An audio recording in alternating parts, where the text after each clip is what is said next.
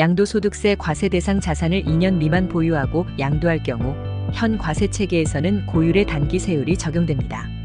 토지와 건물은 1년 미만 보유 시 50%, 1년 이상 2년 미만 보유 시 40%의 세율로 과세되며 주택의 경우 1년 미만 보유 시 70%, 1년 이상 2년 미만 보유 시 60%의 단일 세율이 적용됩니다. 이는 부동산 투기를 억제하기 위한 조치입니다. 실무에서는 나대지 위에 주택을 신축하여 양도하는 경우가 종종 발생하는데 이러한 사례를 통해 세율을 적용하는 세법 규정을 정리해 보겠습니다. 2015년 경남 함안군 소재 나대지를 매입하여 2024년 8월 주택 건물을 신축한 후 2024년 10월 토지와 함께 일괄 양도한 납세자의 사례가 있습니다. 이 사례에서 토지는 9년간 보유하여 일반 세율을 적용받고 주택 건물은 1년 미만 보유했으므로 70%의 세율을 적용받는다고 생각할 수 있습니다. 신축한 건물이므로 건물에 대한 양도 차익을 적게 배분해 절세를 시도할 수 있을 것 같지만 실제로는 그렇지 않습니다. 세법에는 주택의 부수 토지 범위를 규정하고 있습니다.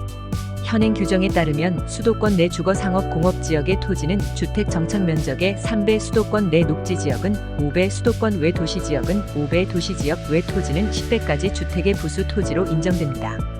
해당 사례의 경우 토지 면적이 주택 정착 면적의 10배 이내에 해당하므로 토지 전체가 주택의 부수 토지에 포함됩니다. 즉, 오랜 기간 보유한 토지의 주택을 신축해 단기 매도할 경우 토지의 보유 기간과 상관없이 주택의 부수 토지로 간주되어 주택단기 세율이 적용된다는 결론입니다.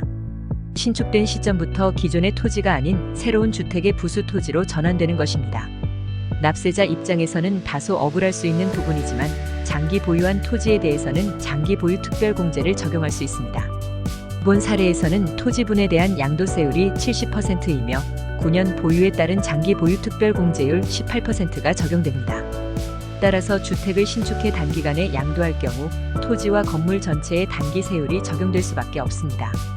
특히 건물 신축에 대한 취득 비용을 입증하지 못한다면 상당한 양도소득세를 부담해야 하는 상황이 발생할 수 있습니다. 실제 취득 비용을 입증하지 못할 경우 세법에 따라 매매사례가액, 감정가액, 환산취득가액 순으로 취득가액을 산정하게 됩니다. 절세를 위해서는 감정평가를 활용하는 방안을 고려할 수 있습니다. 취득일 전후 3개월 이내의 감정가액은 취득가액으로 인정받을 수 있기 때문에 양도 후라도 감정평가를 통해 주택 건물의 취득가액을 산정할 수 있습니다. 예를 들어 신축 주택의 사용 승인일이 2024년 8월 15일이라면 2024년 11월 15일까지의 감정가액만 인정되므로 이 시기를 놓치면 환산취득가액을 적용해야 하며 이에 따른 세금 차이가 크게 발생할 수 있습니다. 고율의 단기 양도세율이 적용되기 때문입니다. 세법은 주택의 부수 토지에 대해 주택 건물과 동일한 세율을 적용하도록 규정하고 있습니다. 신축 주택을 최소 2년 이상 보유한 후 양도해야 세금 부담을 줄일 수 있으며 그렇지 않은 경우 사전 감정평가를 통해 절세 계획을 수립하는 것이 중요합니다.